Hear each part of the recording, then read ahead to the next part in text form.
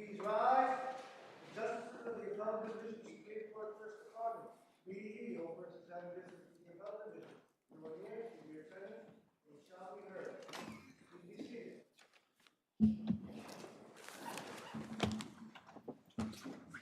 Good afternoon. Welcome to the Appellate Division First Department. I think you all know the drill. We are familiar with your papers, the record, so please ask for the time you absolutely need, not the time that you want, understanding that the light is for you, not for us. So if we have more questions, we can continue asking questions beyond the light, okay? All right. People versus Jonathan Jones. Submit. Good start.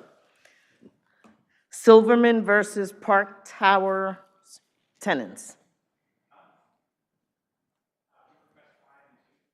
Okay. 4 and 1 and 5. Peralta versus City of New York.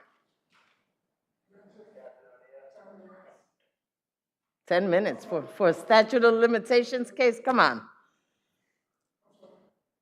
How much? 10 minutes. Okay, you didn't hear the instructions in the beginning. How much time would you like? 4 and 1 and 4. 475 Kent owner versus New York City loft board. For the appellate, 6 and 2, Your Honor. That's the loft board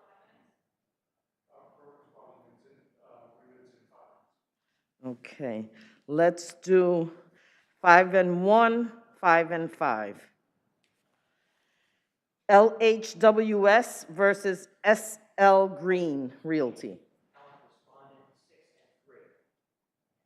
Your Honor, we represent the respondent and cross appellant, so I would ask 6 and 3 on the cross. Okay, 5 and 2, 5 and 2.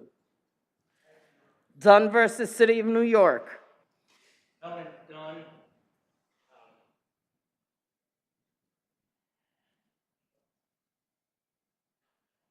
6 and 8. Okay, next. 4 and 1 and 4. Wolin versus TriStar Construction. Appellate 4 and 2, Your Honor. Okay. Respondent, CBRE, 5 minutes. Okay. Counsel? Oh.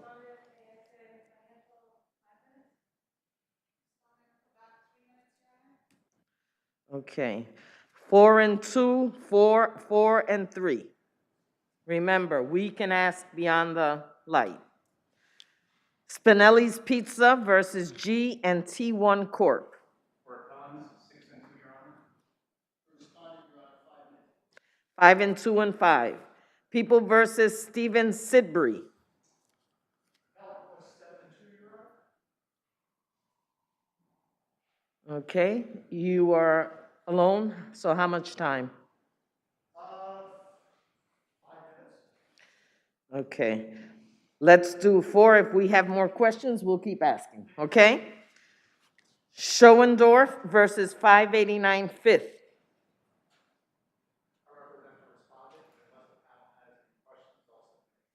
Okay, any questions? Thank you. Hernandez versus New York Prepaid is submitted. People of New York versus Quality King.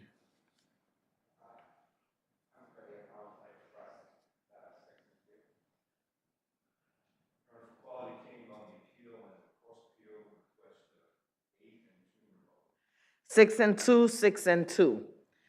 Manning versus NYU, submitted. Asper versus Whitehall, submitted.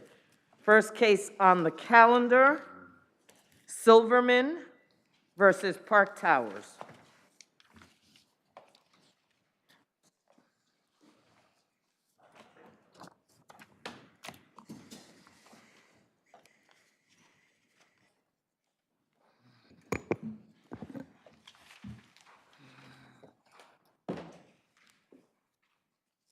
You may proceed.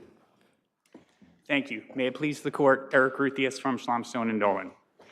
In this city of 8 million people, many of us are tightly packed together, at home, at work, or both. This means that we're always going to be in each other's space, and some of us are not going to get along.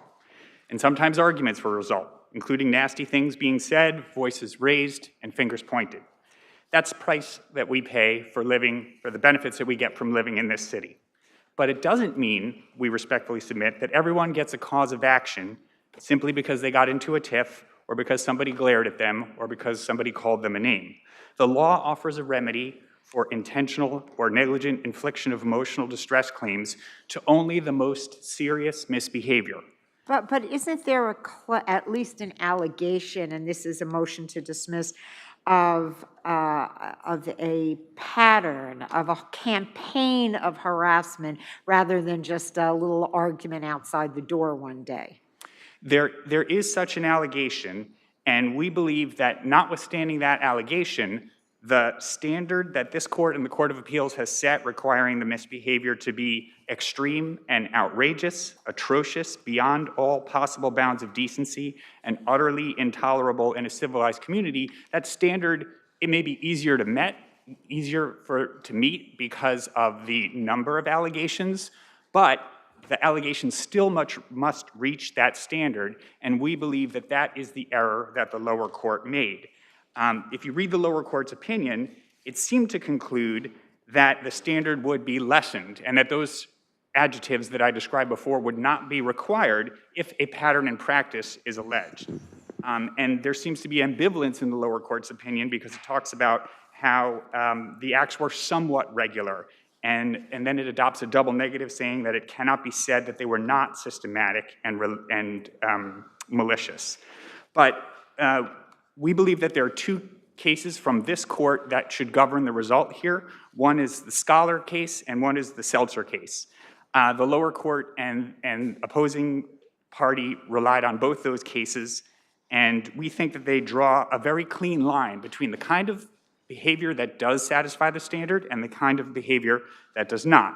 In Scholar, this court did not abrogate the requirement that the conduct be outrageous and all those things that I referred to there. It merely held that the standard is not as difficult to satisfy. But isn't the standard for a negligent infliction of emotional distress different than the intentional? And do you need this outrageous behavior in both of those? This particular element, the outrageous and extreme element, is the same for both torts, for whether it's intentional or negligent. There are other elements that differ, including in the negligence case, that there be a physical endangerment to the plaintiff, which we don't believe they've alleged here at all. In the Scholar case that I was referring to earlier, it was easy to see why the campaign that was alleged there met the standard. It involved a case where a police officer was allegedly abusing her power by making false reports of child abuse, implicating a family court judge who the officer improperly contacted, and interrogations of the plaintiff. Is housing an important right? I'm sorry, I missed the Is question. housing an important right? Housing is an important right. And wasn't one of the allegations here that your clients engaged in conduct that threatened the person's leasehold?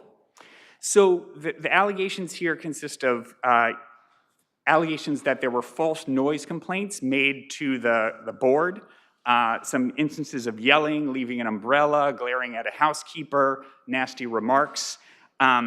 It's not up to my client whether the proprietary lease is going to be terminated or not.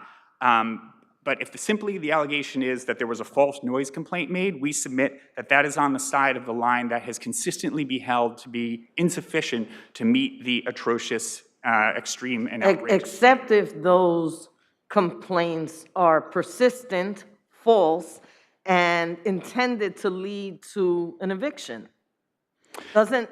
Aren't those the allegations here, and at least at this juncture, enough to survive? So we think that the determination about whether they're sufficiently meeting the bar at this stage is one that can be made as a matter of law, even on a motion to dismiss. That has been recognized by the Court of Appeals, And we think that what is alleged here, simply that there were noise complaints that were false, perhaps they were repeated, that's still not of the caliber or nature of the kinds of allegations that have been consistently upheld. Okay, you'll have time on rebuttal. Thank you.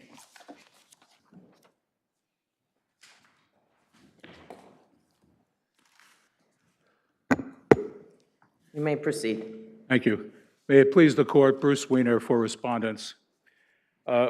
No matter how much the appellant tries to trivialize and minimize the conduct here, the conduct was and is a campaign of harassment and intimidation, including the direct harassment of the respondent in the hallways. Mr. Weiner, would that campaign, alleged campaign, of harassment, be sufficient to sustain a cause of action for, at least for intentional infliction of emotional distress, even if we were not to find that that the actions were beyond the pale, were so outrageous? And isn't there a distinction between those two causes of action to some extent? Well, the counsel is correct. The outrageous conduct is an element of both intentional and the negligent infliction, and they only argue in terms of the negligent infliction that there's no outrageous conduct. They don't argue that they didn't have a duty to my client. Well, what is the duty, though? Ms. Mack was on the board, and she was acting with her friends, the neighbors, to try and get my client evicted. So she is on the board, in addition to being a cooperative shareholder and proprietary lessee. Everybody in the building is a cooperative shareholder, so that, Right. being a neighbor does not impose a duty. Well, but they didn't argue on appeal. They acknowledged, by not arguing that they didn't have a duty, they conceded effectively that they did have a duty because, in fact, she was on the board. And so we allege... What case stands for that proposition, that a board director, that being a board director in and of itself imposes a duty to a fellow shareholder? Well, we didn't argue it on appeal because they waived it. They didn't argue it in their brief. They only argued that there was no outrageous conduct. They didn't argue that they didn't have a duty because I believe they recognize that we have a right to... What was the duty, counsel? So again, but you pled that there was a duty because she's a board director. And my question to you is, what case stands for that proposition? Well, she has a duty, a fiduciary duty to... This is not a fiduciary situation. It is if she's a board member. She certainly has a fiduciary duty. I think that's a stretch, but okay. Not to act with her friends to try and terminate somebody's lease. We have a right in the lease to quiet enjoyment of our home. And So does the tenants, the Silvermans, who allege that your client was loud in her apartment to such a degree and playing music at night so loud, which borders their bedroom, that they had to blow up an air mattress and sleep in the living room. Right, but... That is an equal violation of the quiet enjoyment of space, no? Yes, but that's not before the court, and what isn't before the court is we presented evidence that we have a noise device in our apartment that measures the noise and showed that none of these complaints were valid. And we presented that to Justice Jaffe below. Okay. That's not in the record on this appeal, but that was presented to Justice Jaffe. That's clearly something we cannot consider since it's not in the record. I'm just answering Your Honor's question. But here you definitely have a sustained campaign going on now for 3 years, involved 3 notices of objectionable conduct that were engendered by Ms. Mack from the board, and a notice of termination that the co-op was forced to withdraw because it was improperly delivered. Right. So this is not the kind of minimal conduct that in the cases that the appellant relies on. Well, sir, the Court of Appeals has set a very high bar, as we know, and I'm not familiar with any case in which the Court of Appeals has found that the conduct alleged has satisfied the extreme and outrageous element. There are cases from this court that have. What is the strongest precedent that supports a cognizable IIED claim in this case. Well, the two cases that were relied on by Justice Jaffe from this court, the Seltzer case and the Skolar case.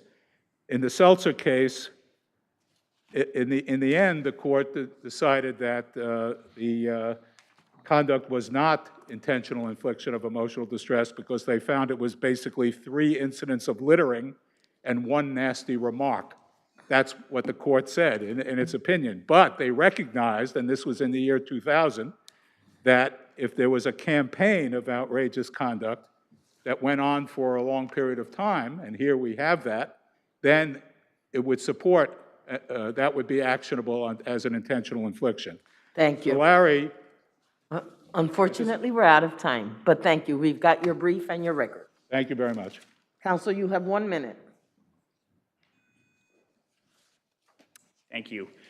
Very briefly, the Seltzer case, which my adversary was just referencing, we think shows a lot of similarities to this one. The allegations there were that a neighbor dumped a pile of cement, tossed lit cigarettes, threw eggs on the front steps, and threatened to paint a swastika on the other neighbor's property.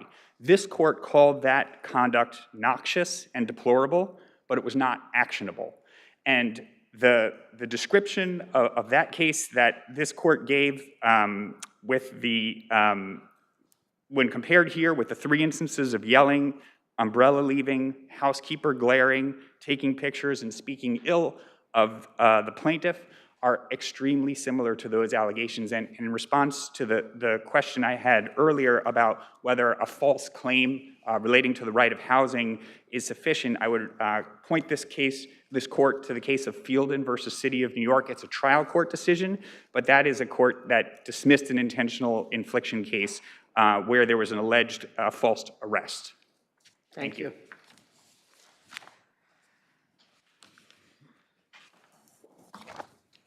Peralta versus City of New York.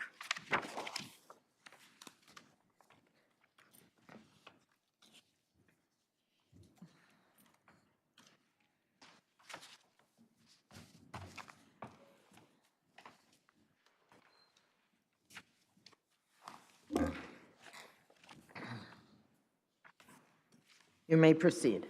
May it please the court, Casey Okoli appears for the appellant. Let me begin by saying that appellant is no longer pressing his state law claims, so that the only argument here will relate to the 42 U.S.C. 1983 claims. Another point that I wish to make before I get to the facts is that the city concedes that it does not represent the individual defendants or individual defendants, Clary and Ayala. And they have not filed any papers showing them as parties in this case. So whatever arguments the city has advanced, it is incompetent to advance. It cannot be arguing someone else's case. So that's another point that I wish to make. And I submit that it is settled law that a court, in this case, the court dismissed the claims against Ayala and Clary, even though they made no motion, they sought no relief. And my submission here is that it is settled law that a court may not sua sponte grant relief to a litigant who has not sought the relief. And if that happens, that is error. Then with regard to the argument that because we did not serve within 120 days, that the court lacked jurisdiction, I think that the respondents are conflating late service of process and non-service of process. In this case, this court specifically had said, I believe it's in Hanniberry, has referred to failure to serve within 120 days process that was commenced within the statutory period is only a ministerial act. So that this is something that we could have either asked for. But you're not suggesting that the court can proceed with a case where service is not ultimately properly effectuated, are you? No, if there is actual service, if a party does not contest that, of But course. according to the record, there is no proof of timely service here. Yeah, that's what I'm saying. That is timely service, but there was service. And the person. Sir, who the was law served- requires timely service. I don't I- understand your argument. No, I concede that, but this very court has said that this lack of service within time, that if you're served, and the only thing is that you did not serve it within 120 days, that is a ministerial act. I mean, that's the word that this court used. Said, in fact, it's Hanniberry and Boston,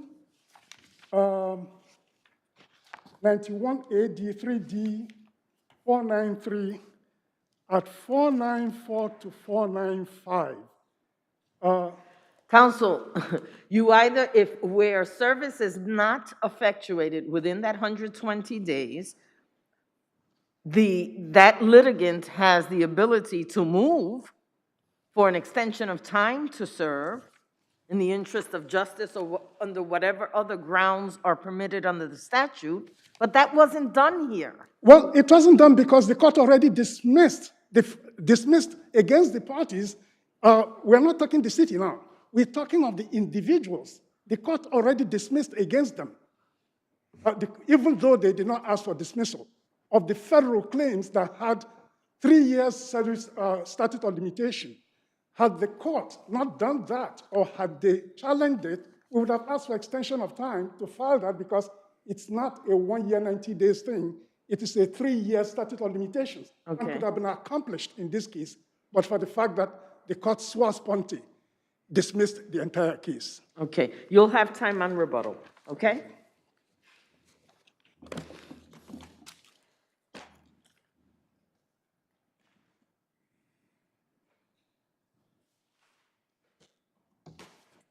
You may proceed. Good afternoon, Your Honors. May it please the Court, Jeremy Pepper for the City of New York. The appellant in this case has repeatedly failed to comply with the CPLR and the general municipal law. He didn't serve the city with a notice of claim. He did not timely serve any defendants with process. He failed to respond to the city's motion to dismiss, which resulted in the dismissal of this case. Finally, he failed to complete his motion to vacate within the 1 year deadline provided by the CPLR.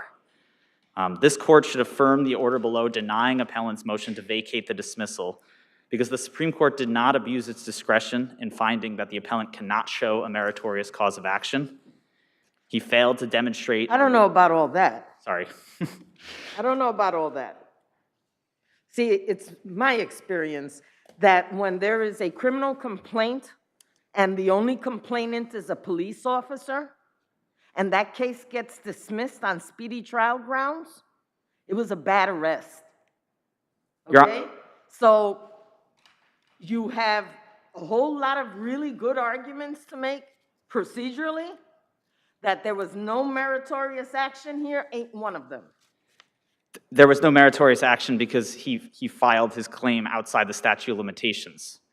So regardless of the facts of the case, regardless of his potential to succeed on the merits, his case had no meritorious value because it was filed outside the statute of limitations. What about about, what about the 1983 claim? That So, I'm sorry, you can finish. I was going to Thank you. I appreciate that you're going to let my judge finish her question. I apologize.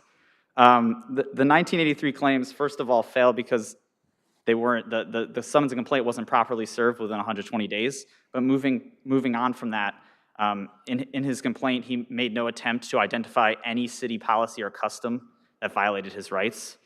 And he produced no evidence of misconduct by individual defendants. This court has held that in the motion to vacate arena, it needs to any allegations of misconduct by individuals has to be backed up by evidence, by signed affidavits. His complaint was not verified, and that case is Barkley v. Etim. But even moving on from that, he had to also show a reasonable excuse for his failure to oppose the city's motion, which he did not. He alleged below various health issues, but the records he produced show that he didn't see a doctor for those until after this motion was already dismissed, after the case was already dismissed. Similarly, he doesn't even dispute that he failed to file this motion to vacate within the 1-year deadline provided by the CPLR. So it should fail on those grounds as well. As the appellant has failed to show that the Supreme Court abused its discretion in finding that he failed to satisfy any of the 3 factors considered in motion to vacate, this court should affirm the below order. If there are no further questions, I'll rest on my brief. Thank you.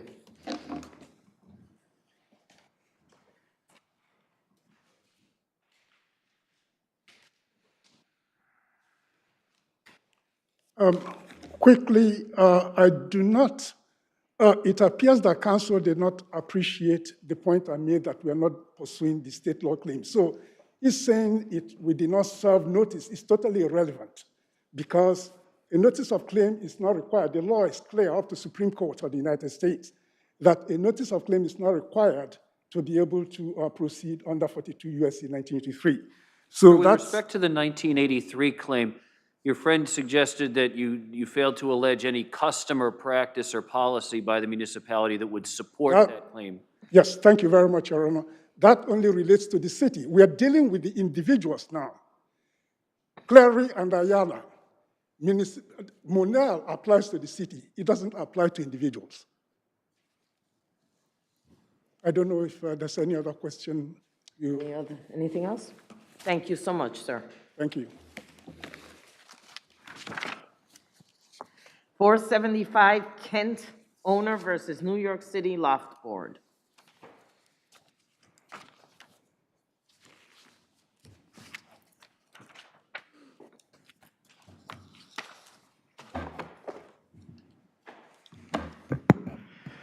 Good afternoon. May it please the court. Jeffrey Turkel for the appellant.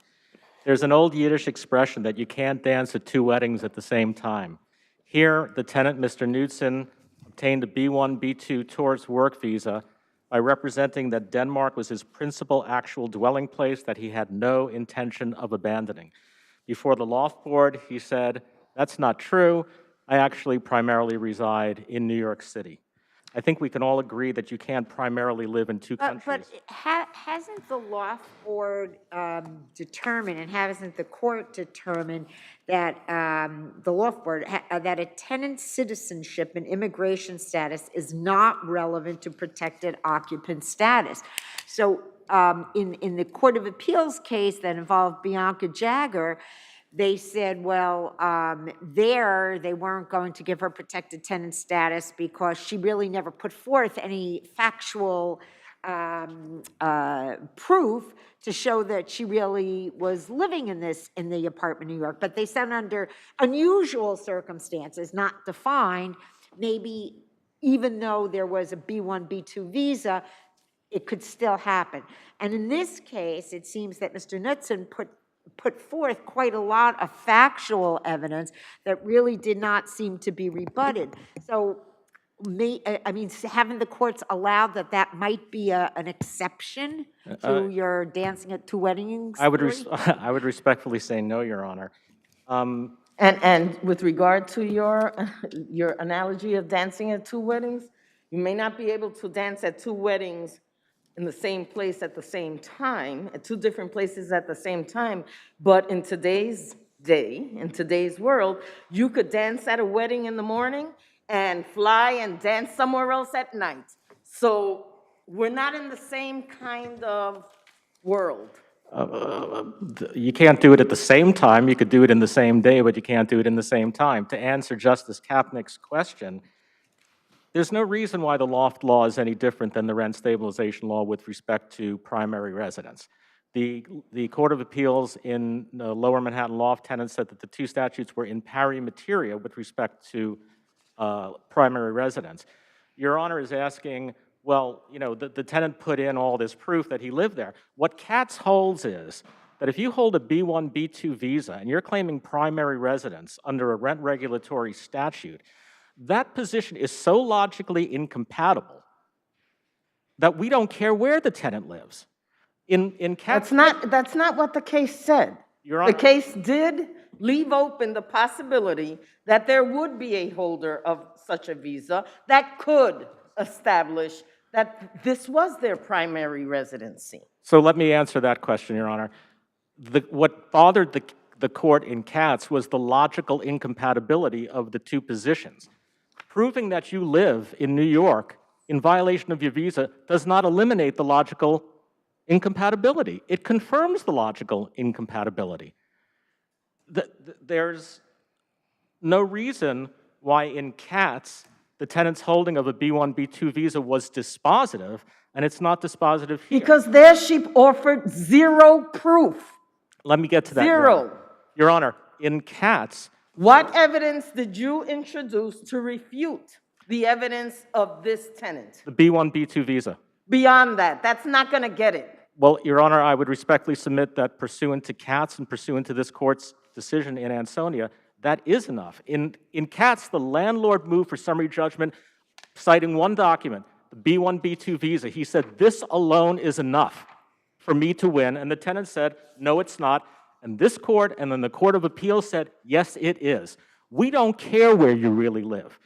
It doesn't matter. You have taken a position that is offensive to this Counsel, court. if that's the case, then why did the Court of Appeals leave open this whole unusual circumstance business? Well, Your Honor, I suppose there are unusual circumstances, but I would ask this. What is unusual about a tenant living in a New York City apartment and lying about his visa? That's a completely foreseeable circumstance.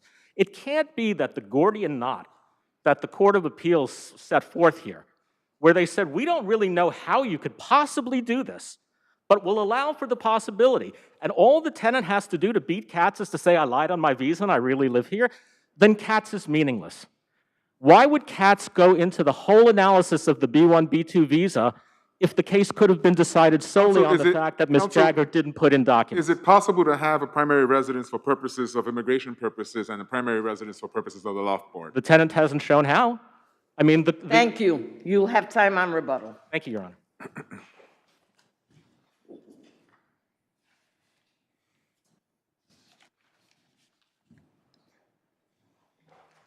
this yours? You may proceed. Good afternoon, Your Honors, and may it please the Court, Amy McHemphill on behalf of the Loft Board. Your Honors, this Court should affirm Supreme Court's decision upholding the Loft Board's order. The owner's argument, that the tenant's visa is legally determinative is wrong for two main reasons. First, Katz did not create a categorical rule that someone holding this kind of visa could never establish primary residency in New York. Katz is a short decision, and yet several times in that decision, the Court of Appeals took pains to note that on a different record, a different conclusion could be reached. So, but they didn't give any, because it was a short decision, they didn't give any suggestions as to what a court or a loft board would have to find. But in this particular case, there was a lot of evidence put in that was not put in the Katz case. Precisely, Your Honor. Katz, again, there was no evidence to rebut the owner's submission that the tenant had this kind of visa and therefore the owner argued didn't live there. Here, the tenant has testified extensively in the administrative proceedings about his residence, and he submitted copious evidence, and the owner doesn't even challenge the factual finding on appeal. His entire argument is that, as a matter of law, the tenant can't be found to live here, and that's not what Katz says. And the loft board has, as I said before, found that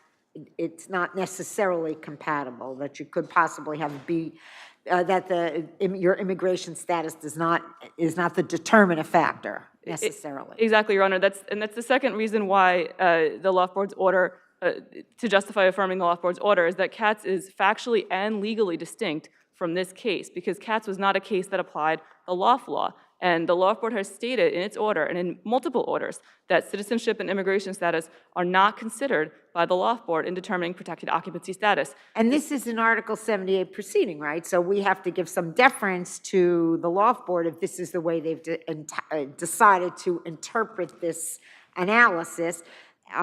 then this is the way they've decided to interpret an analysis. Exactly, Your Honor. This is the loft board applying the loft law and its own implementing regulations. And while the owner points out that often the loft law is construed similarly to other rent control laws, that's not necessarily the case in every circumstance. And here the loft board has explained in multiple orders why the kind of logical incompatibility argument from Katz doesn't apply here. So Katz is factually distinct and it's legally distinct, and the loft board's order should be affirmed. Thank you. Thank you.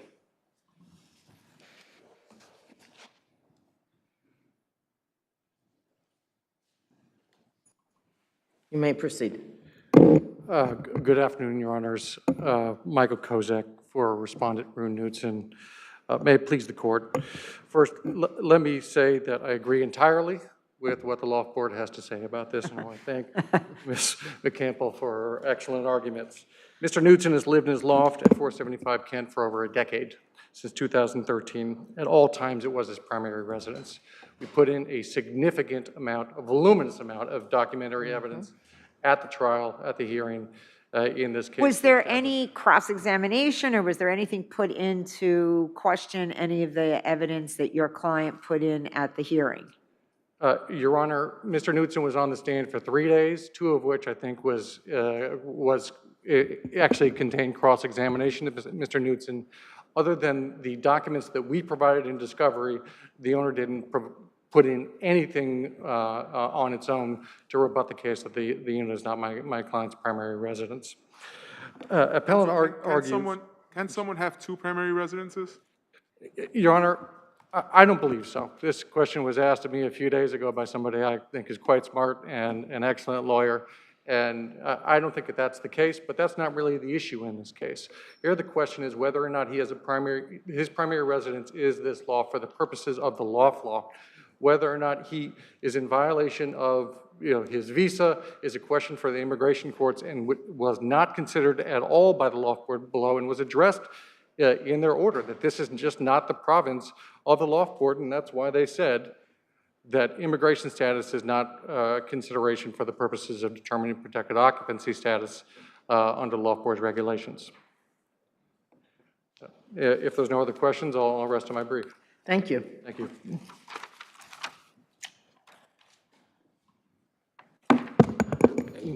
Your Honor, I'd like to make 3 quick points. On the issue of deference, this case rises and falls on the proper interpretation of the Katz decision and the Ansonia decision. The loft board said that our interpretation of Katz was too broad. We say that theirs is too narrow. This court gets to decide what Katz means, not the loft board. The loft board is entitled to no deference on that issue. Second of all, their policy that they don't pay attention to visas. First of all, that policy can't possibly survive Katz. It just can't. Otherwise, Katz is just meaningless. And third, there's no, let me get back to that. In their order, they cite 3 cases where they ignored the tenant's visa. All 3 cases, the tenant had an O1 visa, which, different from a B1, B2, does not require the tenant to primarily live abroad. Without that requirement, there's no logical incompatibility. There's no need to apply Katz, and there's no reason to apply the visa or look at the visa because it doesn't do anything to harm the tenant's case. Thank you. We're out of time. You have 1 minute on rebuttal. Thank you. We have your papers and the briefs. Thank you, Your Honor. LHWS versus SL Green Realty.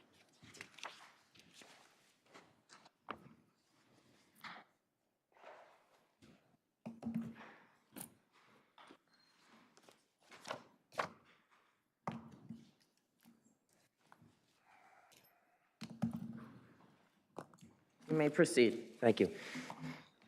Your Honors, this case is a brokerage commission case in which the plaintiff broker failed to allege a direct and proximate link between the services for which she was allegedly hired and the transactions at issue. Court is familiar with the facts. So we're dealing with 2 buildings. 710 Madison Avenue. Wasn't it alleged that the plaintiff had a relationship, I guess some kind of relationship, some kind of access to Mr. Graff, who is very important to this whole to this whole, Transaction. There is that transaction. And that was how this started, and then she continued to make suggestions, and she was followed up with notes saying, thank you very much. I mean, to suggest she had no connection here, I think, at this stage of the case, which is a pre-answer motion to dismiss, I believe. I'm sorry, Your Honor. I did not suggest that, about the connection, but the issue is that, for example, you're talking about the 710 Madison Avenue transaction. Green was not even a party to what happened there because Green's mezzanine loan was paid when the tenant bought the building, the Graf entity bought the building from the Gindi entity, and Green's loan was paid off. In her... Well, that was a good result for Estelle Green. Well, let me say the following. And was strategized by her in order to reach that result exactly. That is the allegation. The documents refute that. She was engaged to, if she was engaged at all, to sell the loans. Here, the loan on that building was paid off when the tenant bought the building from the then fee owner, and Green was not even a party to that transaction. The transaction was entirely different from anything for which she was conceivably engaged. Let's turn now to... But then it was, but I thought that partially happened because they put the transactions of both buildings together and they worked out something, so you got a lot of beneficial gain from that transaction. The transactions happened at different times. On 710, the closing between tenant and fee owner took place in February of 2019. And then on 712, the lease in question there did not even come into effect until October of 2019, a year and a half after the supposed introduction was made. And on that one, on 712, there was an allegation dismissed below, and which should be affirmed here, about the sale of the building, and that's the cross appeal. And on the sale of the building, that's barred by the statute of frauds, because the allegation below was that an option to buy that building was exercised in connection with a lease that was made in October of 2019. The option was not exercisable before January 2021. And the allegation as to the hiring here and the agreement to pay the commission was supposed to have taken place in July of 2018, an oral agreement. And therefore, the judge below, Judge Maisley, was right about dismissing that aspect of it. Counsel, you framed part of the purpose of this transaction in that it was to sell the loans. But Green, wasn't another purpose to get paid on the loan, which is what happened? That could be, Your Honor, but the... Could be? Yes, but it had to be done for this particular broker in a certain way. And it did not happen that way. But the thing is aren't these very fact-specific inquiries that the cases have said, they're very fact-specific, we're not going to decide them on a motion to dismiss? Your Honor, I will grant that most of the time this comes up in the context of summary judgment. But when you plead proximate cause in the context of a brokerage commission transaction, you have to plead facts that get you there. And in here, you're dealing with very amorphous kind of allegations that don't meet that standard. All right, you'll have time on rebuttal. Thank you, Your Honor.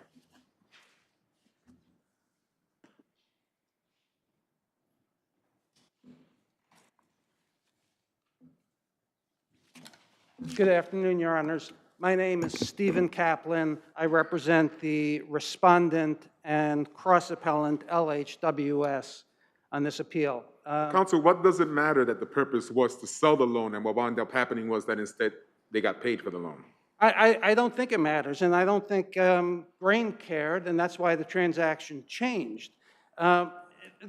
Green can complain about it, but what they wanted on the first transaction was to get out of a $22 million mezzanine loan. And what did they get? They got $22 million and a full payoff of that loan. On the second building, they got a full payoff of the second mezzanine loan. They got exactly what they wanted.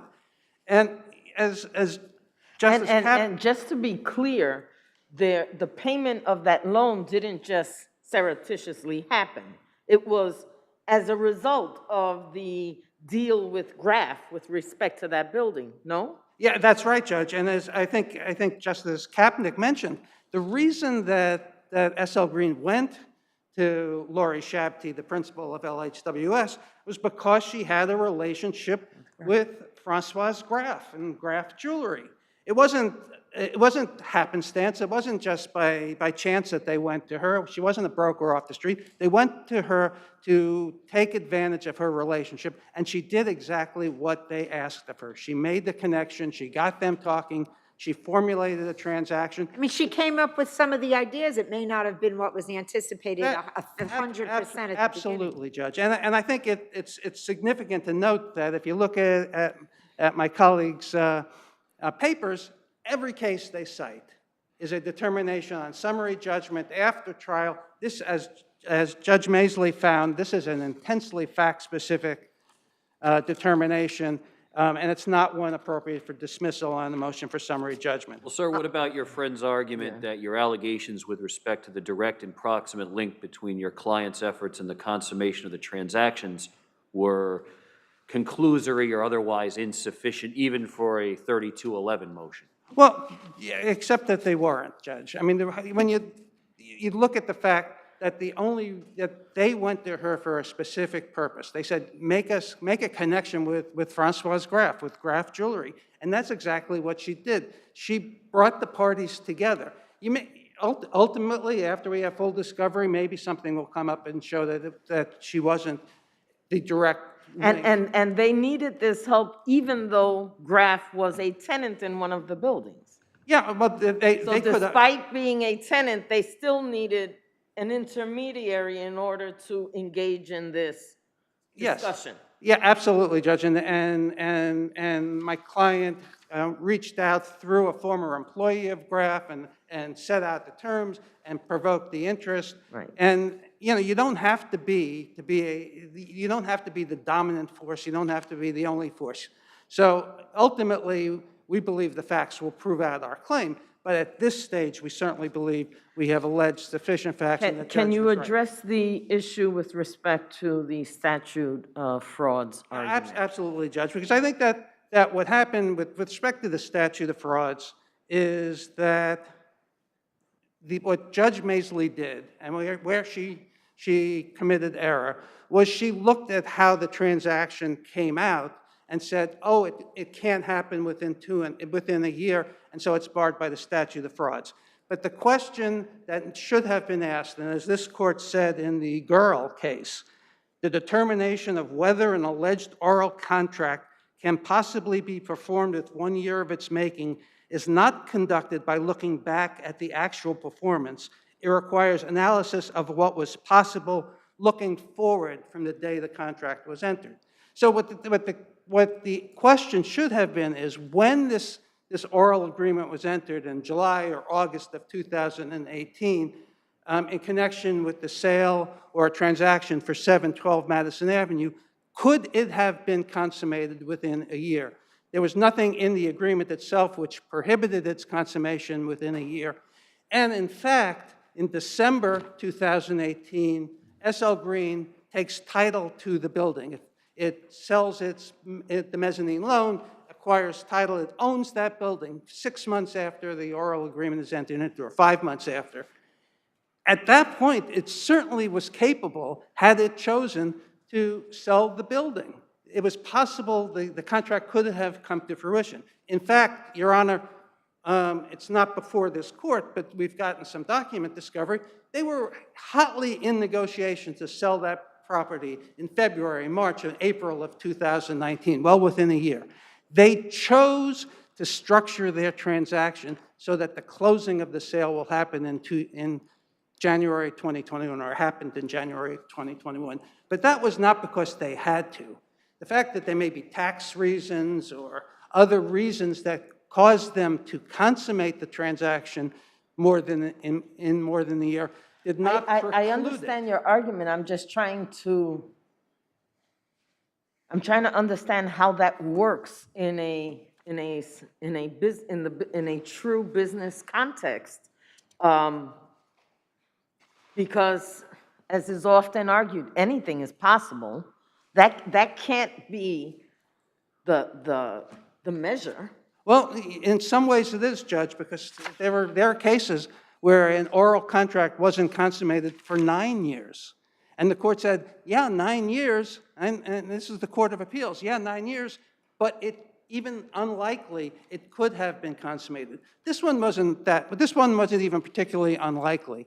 Okay, All all right. I would just ask, and I'll address it on rebuttal, the judge should have never addressed the issue of affording us leave to replead. If she had questions about the timeliness of this claim, we should have been afforded that right, and would ask this court to give it to us if you so choose. Thank you, Your Honor. All right, you have 2 minutes. Yes, thank you. The claim that my learned adversary advances here on appeal, both in its main brief and in its reply brief, about the possibility that the sale on 7/12 could have taken place, immediately, possible.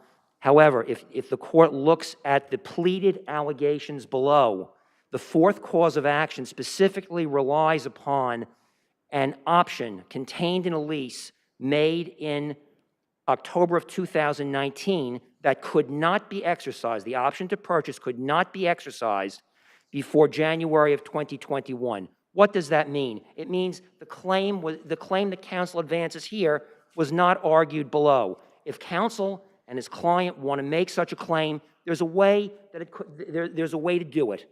Not for me to educate, but obviously you move to amend, you have an affidavit of merit, something along those lines. Here they say, well, we asked for leave to replead.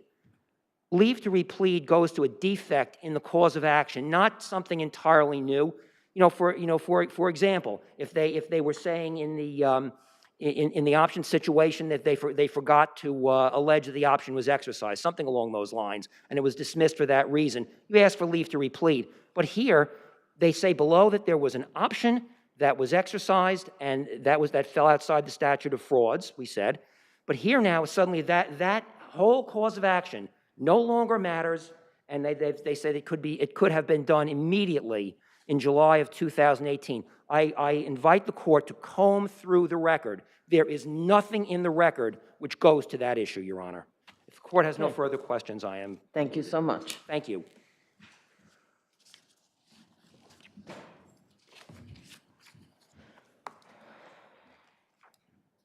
Thank you, Your Honor. Just to address those few points, I think a motion, leave to replead, and the repleading deals exactly with if the court had problems with any of the pleadings in the complaint, and we would have dealt with it. This was predecessor counsel, and obviously as cases go along, you learn more facts. But the point is that the oral contract, which is the basis for the claim, was the agreement in July and August of 2018 between SL Green and LHWS to assist Green in the sale of 710 and 712 Madison Avenue. The issue is not the contract which was entered into in October of 2019, which was in furtherance of that oral agreement, but when the oral agreement itself could have been consummated. And the question that the court needs to look at is, could that contract have been consummated within 12 months of the date of the oral agreement? We've cited a lot of case law in this regard, but the courts are uniform. So let me ask, I'm just trying to understand what you're arguing here. If, for instance, the graph in negotiations with the defendant here said, I'd like an option, but I can't afford to do that until 2 years down the line because I'm not liquid. I got to absorb the first one, right?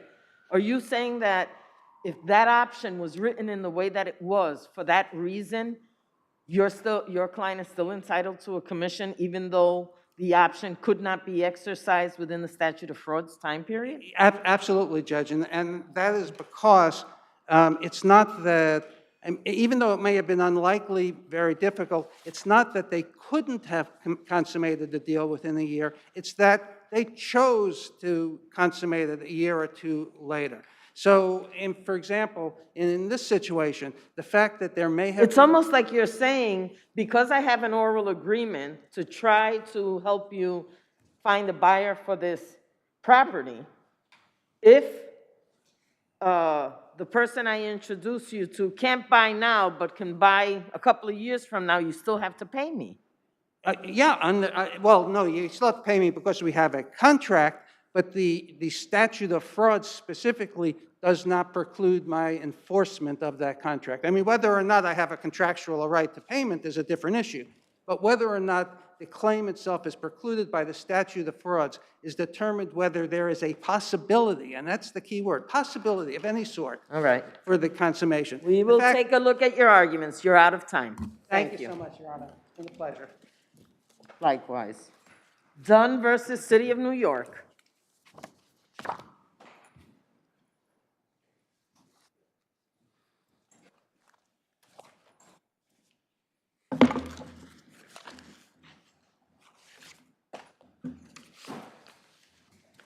You may proceed.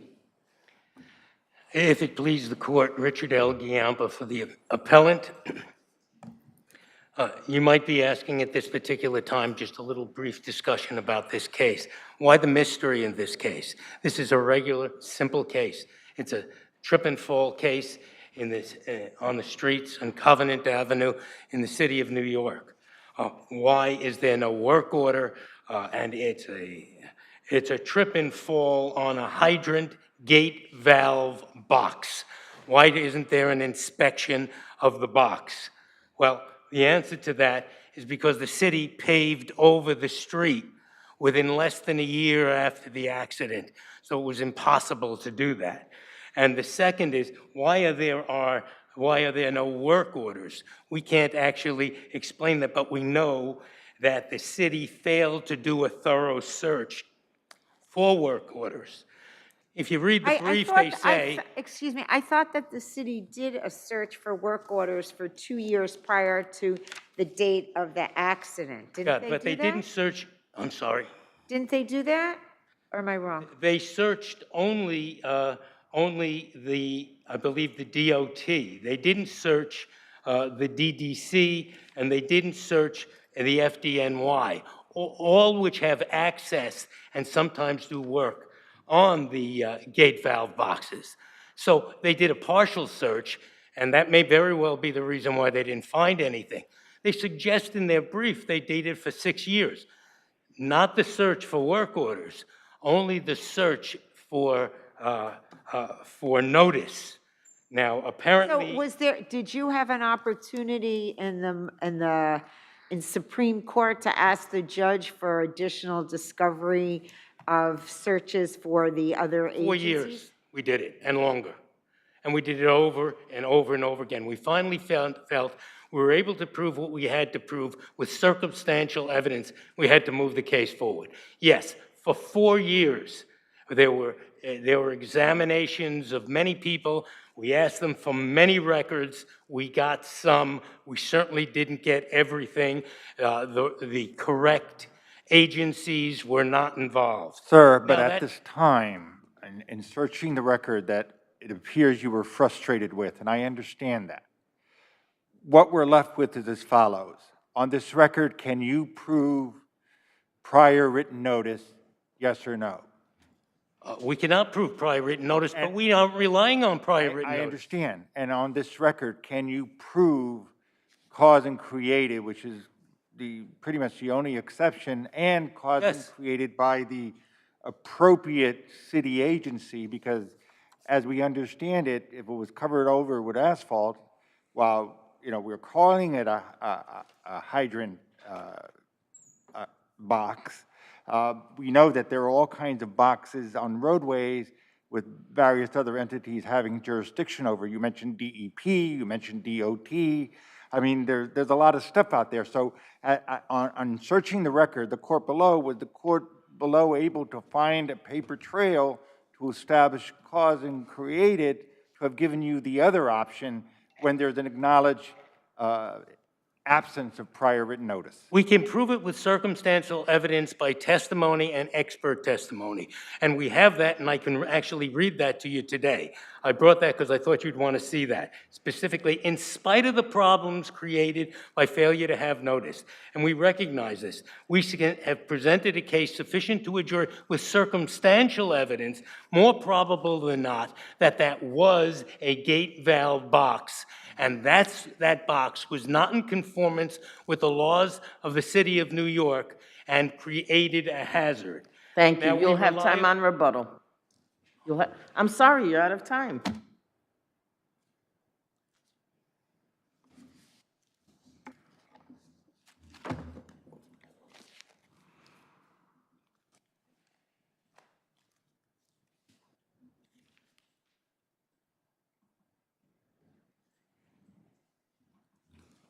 You may proceed. Thank you, Your Honor. May it please the court, Rebecca Viscatus for the city. The plaintiff in this case failed to raise a triable issue of fact as to whether the city affirmatively caused or created a dangerous condition. Counsel, does the city even know who owns the box or what type of box it is? The information that was presented does indicate that it was more than likely a gate valve box. However, there's nothing indicating that the city removed asphalt from that and created the condition as it was at the time of the plaintiff's accident. The plaintiff relies Well, somebody did, obviously, right? I mean, if they've covered it with asphalt, it's for a reason, correct? Since the accident, I mean, that's not part of the record.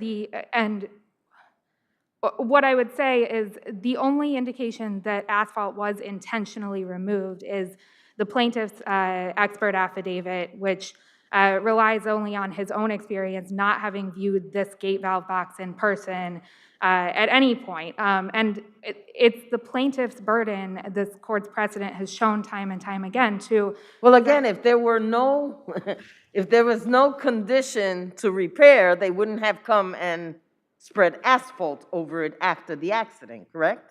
So they corrected something. Sure, yes. I mean, it has now been paved over because I think in an ideal world, there would not be exposed gate box covers. There would be cleanly paved roads throughout the city, and the city... But how would, I mean, if they ever have to get to it, how do they do that? They have to break up all the asphalt? As the DEP construction laborer said, if there was a job that required a city worker to access the gate valve box, then they would remove asphalt and they would potentially use a chisel to chisel away. So I need you to explain to me, right? Because you just said, if the city needed to access the gate box, they would have to dig the asphalt out, right? If it had previously been covered, yeah. Which seems to indicate that the city knows where they are. So again, why has the city not been able to definitively identify whose box this is? I think there's not really a dispute about whether this is a gate valve box. The issue here is not whether that's what it is, it's whether the city performed any work that created the condition that it was in at the time. But isn't the city the only entity that can give permission for any work to be done on that box? So should the city not know who last disturbed the box?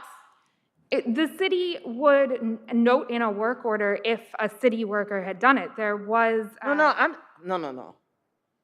In the city of New York, nobody can just go and open up a city street without permission from the city, right?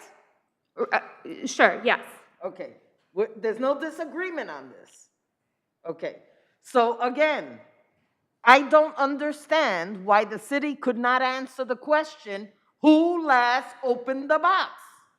The city conducted the record searches for the period that that it was ordered to and that the plaintiff sought. Well, counsel said that that the city did not conduct that search as to DDC and FDNY. Is that right?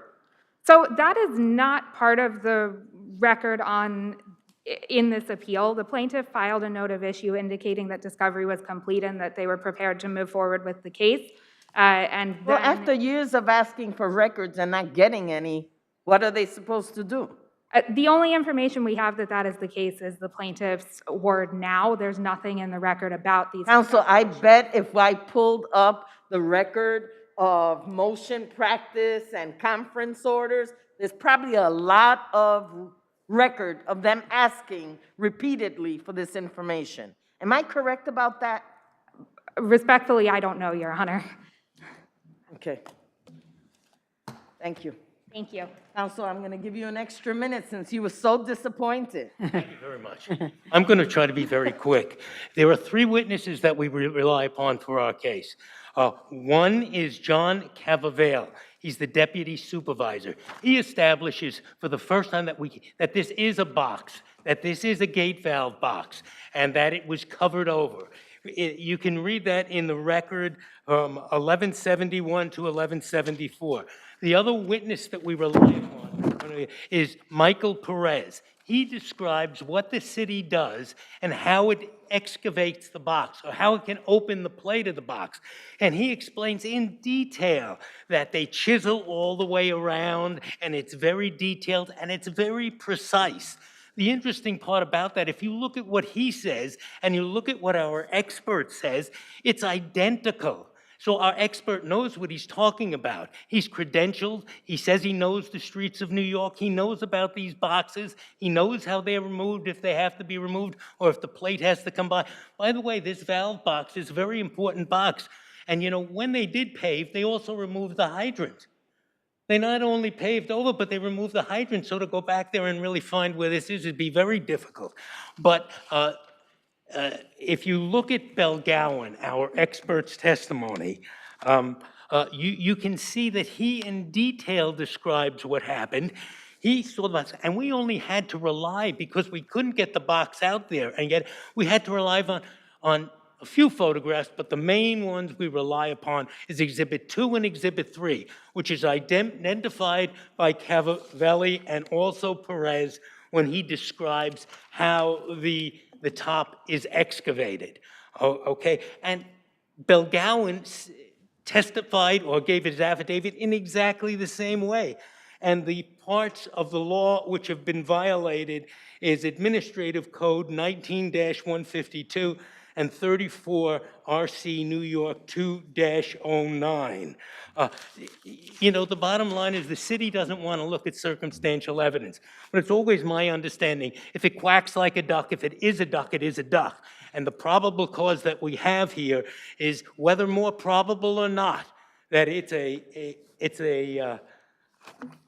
duck. Got you. I'll just stop there. Thank you very much. All right. Wolin versus TriStar Construction.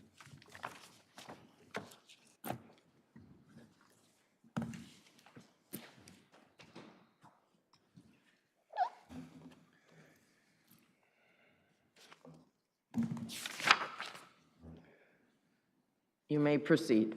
Thank you, Your Honor. May it please the court, Scott Brody for the plaintiffs. I know it's getting late, so I'll try to be quick and brief.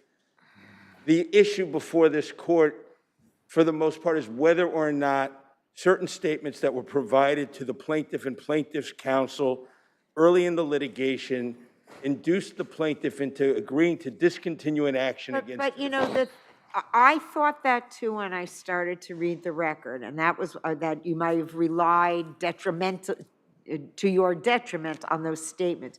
But when I continued to read, I saw that the judge below, Judge Marin, saw that there was confusion throughout about exactly where the location of these two separate accidents were. And so he gave you the opportunity to do a site inspection with your client. Am I right? Yes, it was actually before that judge. It was a prior judge, but yes. Okay, so a prior judge, in any event, so you went and you did a site inspection with your client, and your client said, this is where I fell. And he identified the area where he fell, and based upon his identification, you then agreed to discontinue against the owners of the property where he didn't fall, which makes some sense, except then later, after you found additional records, you said, oh, my goodness, I think you made a mistake, client. And now you say you fell someplace else, and now you want to bring them back in. It's a very weird scenario, I have to say. It's why I had to read it a few times. I don't even I can't disagree with anything Your Honor said. The only thing I can tell you, though, is this. These are two buildings that have a common central entranceway to both buildings. The entranceways themselves are identical, okay? It turns out that he entered on the left side of the buildings, which was owned by one, instead of the right side of the buildings, which looks exactly the same, owned by somebody else. So when given the information, it happened in the left building. He goes to the building, says, yeah, this looks like it. And he says, okay, you know what? This is what they say. Everybody says it. And then we find out, you know what? The right side of the building looks exactly the same because they're essentially two buildings with a common entranceway. He's a worker who's gone there twice, okay? He's going to do work. Bear in mind, innocently, if the information is false, isn't any different than intentionally. It's not about whether they intentionally deceived this poor guy. This poor guy goes back for a site inspection, says, it looks like where I fell, and we discontinue based upon information that ultimately turns out to be clearly inaccurate. So, sir, right now are you arguing that the defendants ought to be stopped from asserting the statute of limitations? That's all we're asking for is not to decide on the merits where the accident happened. All we're asking is to equitably stop them from asserting a statute of limitations defense because the claim was initially filed timely. And then the only other point that was raised by Justice Marin is he cited American Museum, Gordon versus American Museum, and said, well, you still can't show me on the record that the owner and the managing agent had notice of what happened that day. That's not the standard. Paragraph 162 of the third amended complaint was very clear in setting forth that the plaintiff was asked to move an 800-pound air conditioning unit without adequate hoisting, and that constitutes a violation under labor law sections 240, which would be runner, and 241-6. Those allegations, which were very specifically detailed in paragraph 162, were sufficient to avoid a defense that the claims in the third amended complaint were patently defective. And my time is up, and I have a little rebuttal. Thank you. Thank you, Your Honor.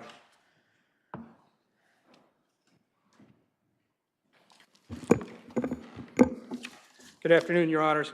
John Lichtenstein for respondent, non-party, CBRE. It's clear that the lower court properly decided this case.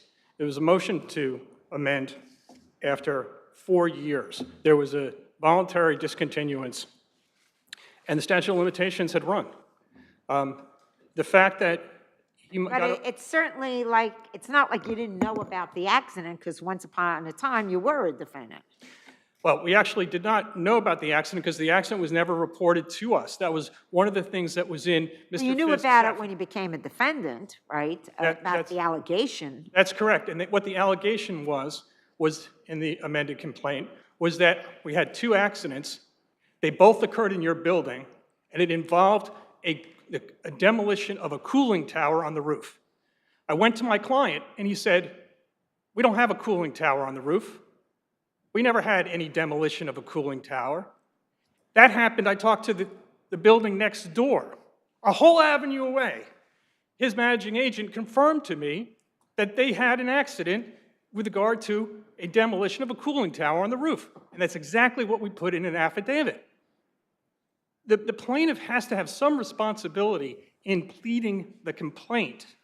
It can't be the defendant's responsibility to to ignore the pleadings and to look behind the pleadings to do the research for the plaintiff's counsel to find out where the accident happened. Well, sir, what about your friend's argument that you ought to be equitably stopped from asserting the statute of limitations defense?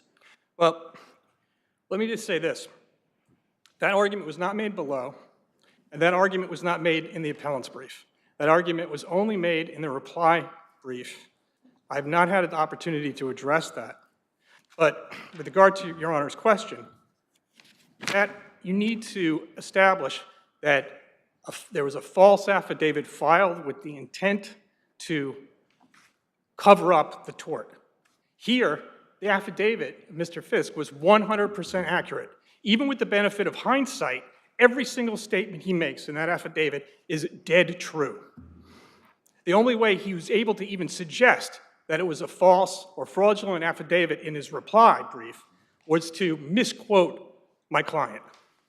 He doesn't put quotes on it, but his paraphrasing misquotes him. If there's no other questions, I will rely on the brief. Thank you.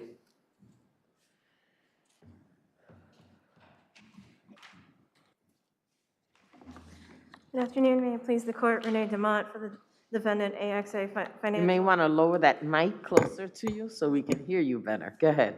I apologize, Your Honor. No problem. Renee DeMott from the law offices of Carter Falsa, Turpin, and Lenoff for the defendant AXA Financial and the non-party 787 Holdings. I would just point out the issue with the statements that was raised by the appellant was, I agree with Counselor that it was only raised on the reply. I would also state that similarly with respect to my client's affidavit, the statements that are paraphrased are not paraphrased accurately from my client's affidavit, because what is paraphrased in the reply is that my client's affidavit states that there was no contracts. That is inaccurate. What it states in my client's affidavit is that a search was conducted for the contracts and that no contracts were found. And then, in a paragraph further, it says, upon information and belief, there was no work contracted, there was no work done for 787 or AXA Holdings. Now, Can I ask, 787 Holdings was never a defendant in this case? no, Your Honor, it was going to be a defendant based upon a motion to amend. And that For was the third amended complaint, but CBRE and AXA were defendants. CBRE and, yes, Your Honor. And who did they discontinue against? CBRE and? 787 Holdings. Oh, so, okay. Yes. All right, thank you. And with respect to the affidavit was actually signed in 2016, prior to when the contract was disclosed in discovery, almost a year later in 2017. So when my client stated upon information and belief that there was no work done, that was a completely accurate statement. She didn't have the contract from CBRE. It's a CBRE service contract. And according to the deposition testimony of Nikki Lavanos, who appeared for AXA, they said that a third party handles everything, that AXA or 787 wouldn't have anything to do with this. Okay. Thank you. Thank you, Your Honor.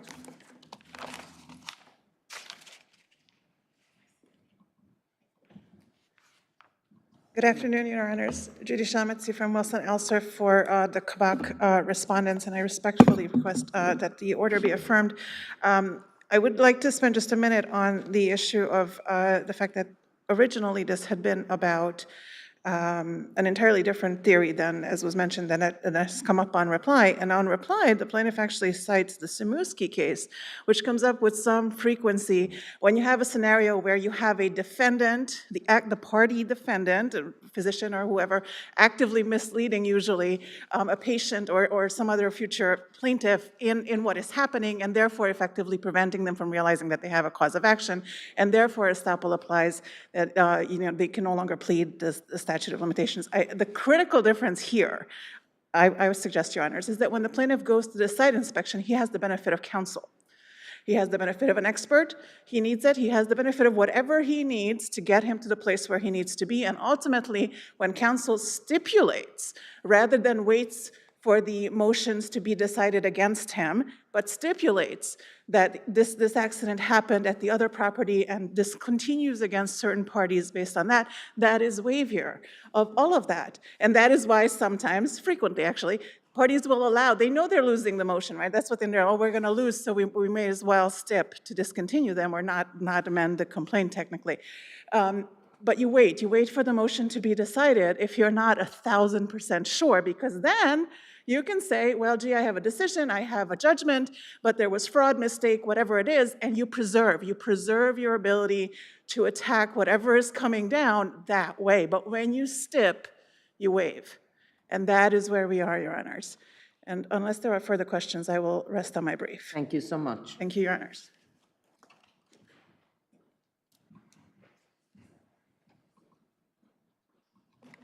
As your honors are familiar with the legal issues, I just want to address the claim as to what was said and whether or not anything set forth in the plaintiff's papers was a misrepresentation. The fact remains, in an affirmation filed by Mr. Lichtenstein, he stated that the HVAC project involving plaintiff's employer K-Back was at 1285, not 787, and he provided that information to my office with the expectation that we would discontinue claims against CBRE and 787. That is a direct quote. Also a direct quote is Rachel Oakman's affidavit at the record at page 1470 to 1471, which states, I have conducted an extensive search of the records for outside contractors for the buildings located at 787 7th Avenue and have not located any contracts between 787 or AXA and either TriStar Construction or K-Back Enterprises. It turned out later that there was such a contract, okay? The representations were made in order to induce a discontinuance so that no frivolous claims would be brought against a party that did not belong in the litigation. It turned out they belonged in the litigation. The merits of the claim should be litigated. The only thing we ask is that we get to the merits. Do not allow a statute of limitations sword to protect a party that should have properly been in the case. Thank you.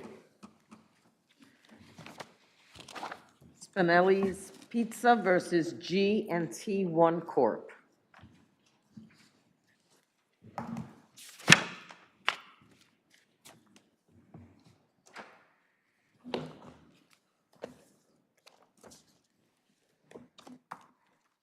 You may proceed.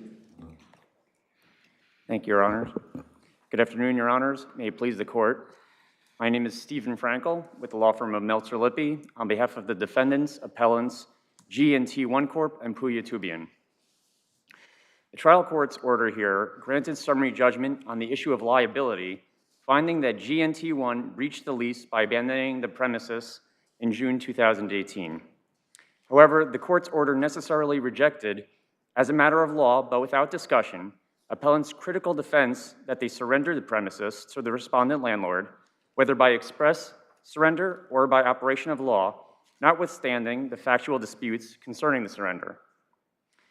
In summary, Your Honors, what happened here is the following.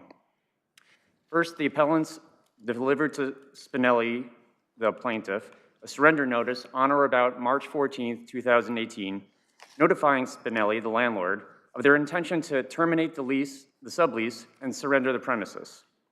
Spinelli acknowledged receiving the surrender notice, although there's a disputed issue of fact as to whether that occurred. Then in May or early June of 2018, the landlord Spinelli negotiated with the Carl's Jr. franchisor to potentially find a new franchisee or to take over the franchise itself, and also spoke to other potential tenants of the premises. Then, on or about June 14, 2018, Spinelli demanded through its agent, Monopola, that G&T One return the keys to Spinelli today.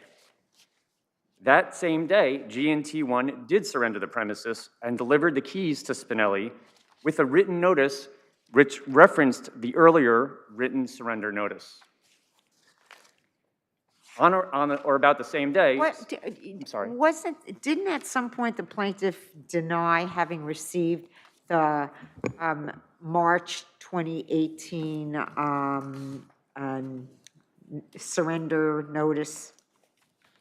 Didn't they say that they never received it? That's correct, Your Honor. The plaintiff does dispute that, and that's why this is really a disputed issue of fact. The court, on a motion for summary judgment, respectfully should not have made a decision of material fact on that and assessing credibility. Moreover, in addition to the fact that plaintiff denies it, that's all well and good, but the actual surrender notice from June 14th, 2018 references an earlier surrender notice. Did you have the right to surrender, or to, I mean, assume they had gotten it in March 2018? Did you have the right to surrender your possession or surrender your tenancy at that time? You'd only really started it 2 months earlier, right? That's correct, Your Honor. We did have the right to surrender, assuming the plaintiff would accept the surrender or take actions consistent with the surrender, which is what actually happened here. So you're saying there's a question as to the validity of your surrender and whether that was a breach or not?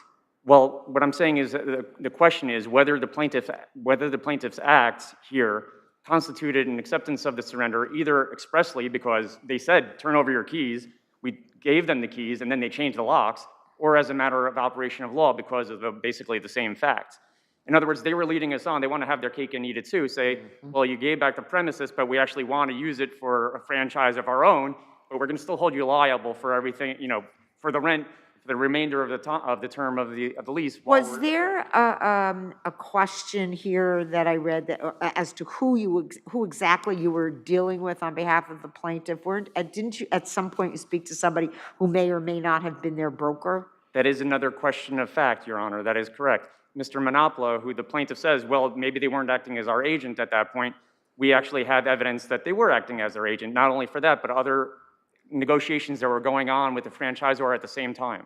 Was there a separate breach from the surrender issue with respect to paying the second $90,000 on the security deposit, which was required to be paid under the sublease by a certain date, and the failure to do so constitute the default? Well, Your Honor, first of all, with respect to that, that would actually be something that's required to have the notice and opportunity to cure. We could have easily cured that instead of incurring complete liability for the entirety of the lease term. But there was a default, though. I'm sorry? There was a default. In other words, the second $90,000 was not paid. It was not paid. There would be a default, but we didn't have any opportunity to cure that. They never pointed out as something we defaulted on. And say you have your 15 days notice. I believe it's paragraph 17 of the lease requires that the plaintiff, Spinelli, provide a notice and opportunity to cure. You'll have time on if you have rebuttal. further questions. You'll have time on rebuttal. Thank you, Your Honor. Okay.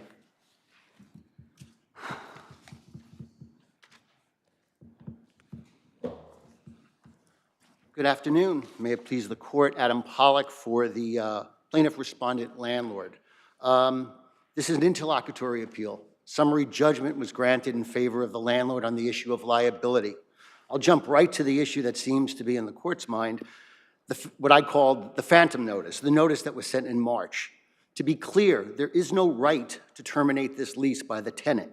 What we're talking about is a notice given in advance to trigger release of liability as a guarantor under a good guy guarantee. That notice never appeared, according to my client, until opposition to the motion for summary judgment. But it is in the record, right? It is in the record, absolutely. You're just saying you didn't get it. Never heard it, never got it, it wasn't So sent. so why would there have been a reason for the June 14th letter reserving plaintiff's rights? Something had to be a catalyst for that letter. Tenant sent the letter first. Tenant relinquished the lease. June 14th, there's two. One is the tenant to the landlord. Here's the keys. Place is yours. Everything that's there belongs to third parties. We're done with this. There was a reference to, and the guarantor is off the hook, pursuant to an earlier letter. The same time the landlord got the keys and got that notice, the landlord sent back, we got the keys. We acknowledge we're going to take over possession. Note, it is without waiver. It is without prejudice. We're reserving all of our rights against the tenant and the guarantor. Why? Because that's what the lease provides for. The case law provides for that. That jumps us into... Or because, as your adversary said, your client wanted to have his cake and eat it too. But there is nothing in the record indicating that my landlord did anything to induce the tenant to leave. But when were the discussions that he raises about perhaps with the franchisor and that leave everything, leave the build outs as is, maybe we'll come back and we'll take over the franchise? There are discussions after the tenant vacated and after we sent the notices reserving rights. And by the way, the record shows 5 sets of notices to the tenant from the 14th of June onward saying, you're out, reserving rights. You're in default, reserving rights, okay? So those discussions go to the issue of landlord's mitigation, which of course it had no obligation to do under the Kenneth Cole case, but they're a net lessee. They have to pay their landlord. So they're out scrambling for another tenant. At one point, my client said, well, maybe I'll run the Carl Jr.'s franchise, but it didn't go anywhere. They said, okay, maybe we'll do a dry goods store. Didn't go anywhere. He's trying to staunch the damage at that point. There were discussions with the franchisor prior to June 4th, the operation closed. It's in the record, not denied. My client says so, not denied by the appellants. So my client sees the place closed June 4th. He doesn't deal with the franchisor until after they give back possession. He had dealings with the franchisor prior, during the month of May, but only as to the franchisor coming to the landlord to say, can you do better if we take over the lease? And the reason why that's not suspect or sinister is because the franchisor had the right under the lease to take over anytime they wanted to. The franchisor was trying to make a better deal because his client was failing. His client was about to bail. So I believe and submit to the court that on this record, Judge DeAugust did the right thing. The facts are undisputed. The lease is in there. There's a no waiver. There's a no parole evidence, no waiver, no oral waiver in this lease. And the cases from your court and consistently are, in order for you to get over those, that hurdle, you have to show either express or an operation by law, a surrender. We don't have that because the landlord very carefully said, hey, you're giving back the keys, I gotta take over the space. I gotta watch out and make sure the building doesn't fall apart because I've got a landlord to protect here too. You don't have a waiver because everything was in writing, and you have the lease, which says you can't modify it orally. When was the second $90,000? Yes, Your Honor. When was that supposed to be paid? That was supposed to be paid April 15th with a drop dead date, with a conditional limitation. So you never told them on April 15th or April 16th, by the way, now you're in default because you didn't pay us the $90,000? No, Why not? My landlord did not terminate the lease on April 15th or April 16th for the second $90,000, probably because he wanted the tenant to stay in the space and pay the rent. Thank you. Thank you.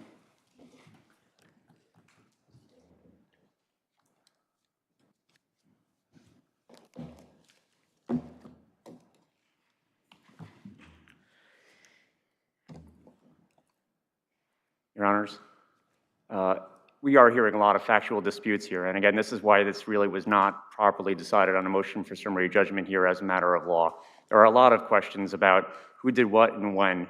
We have in the record here a voicemail from the plaintiff saying this is worth $5-6 million a year I can make off of this thing. We have in the record, we have a text message from the plaintiff's agent, question of fact whether it was acting as his agent, saying, get out of here, terminate the lease, give us the keys back. Sir, to what extent is this covered by Judge DeAugustine's observation in his order that there would be a hearing and on damages on that hearing, the issue of surrender, if you will, can be explored? Yes, that's exactly right. That is still a question of fact as to whether and when that surrender notice from March 14th. However, it doesn't only go to damages, respectfully, it also goes to liability and the credibility of the parties. If that March 14th notice was actually delivered as we say it was, and the facts show on March 14th, everything that then goes afterwards makes a lot more sense from our perspective than from the plaintiff's perspective. They were having conversations. It wasn't like we picked up and left on June 4th or June 14th without any conversation here. There was back and forth. There were negotiations. It was a surrender by operation of the parties agreeing to the fact that it was surrender. The March 14th notice really goes to that. It's not like things just started in June as the plaintiff would have the court believe. Did I hear right? Did your adversary say that there was some discussions with the the franchisee in May? With the The franchisor. Franchisor, correct. The plaintiff was having discussions with the franchisor in May, which wouldn't make much sense if they first If saw the you property first- was vacant right. on June 4th. Exactly right, Your Honor. Okay, thank you. No further questions, Ross. Thank you, Your Honors. People versus Sidbury.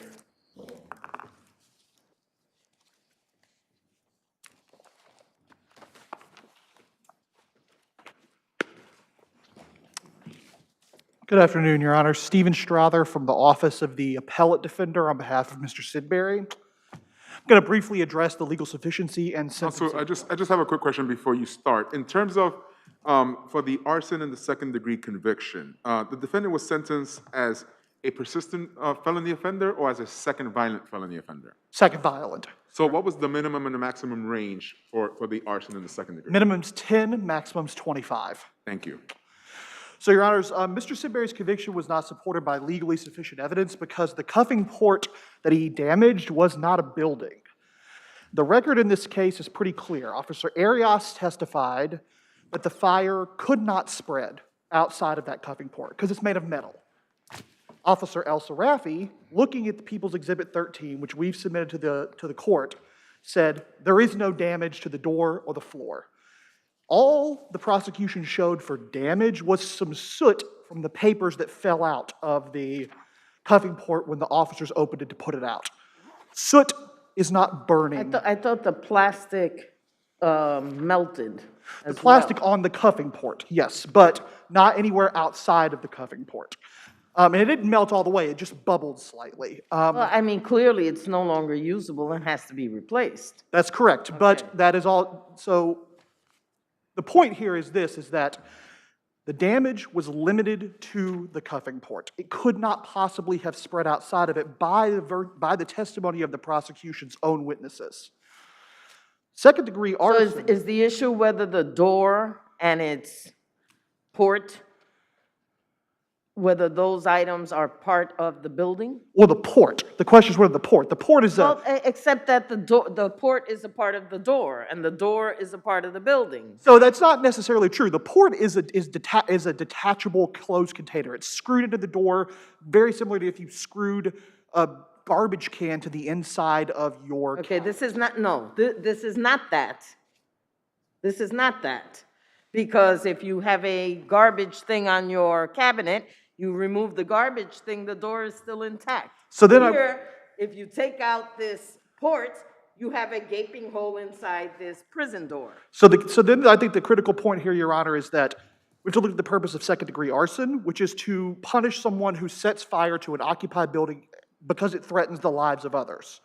In this instance, this is a fire that could not spread. It was literally impossible for it to harm another person. Is the fire itself the only way that others could be harmed? Because we know of plenty of people who die from smoke inhalation. In this case, it would actually have been impossible based on the testimony Well, of the actually, your client could have died of smoke inhalation. Well, right? If the officers had not acted in furtherance of their duty and protect him from himself, he could have died in that cell from smoke inhalation. That is actually not true, Your Not Honor. true. No, the officers testified that it's a small bundle of papers. You set it on fire, the metal contains it, the fire So you're goes saying that the correction officer's testimony that he entered a room full of black smoke, couldn't see, is a lie? That's actually not from this incident, Your Honor. That's from the second incident where he was acquitted. Okay. In this Got it. incident, the only smoke is inside the cuffing Got port, it. and that's Okay. it. So the point here, nobody could have been injured. It would be like putting some papers in a metal safe in your wall in your house, setting it on fire and closing the door. What happens? The papers burn up, nothing else occurs. Got it. That's not what this statute's meant to reach. That's not what it's meant to punish. And that goes to the problem with the sentence as well.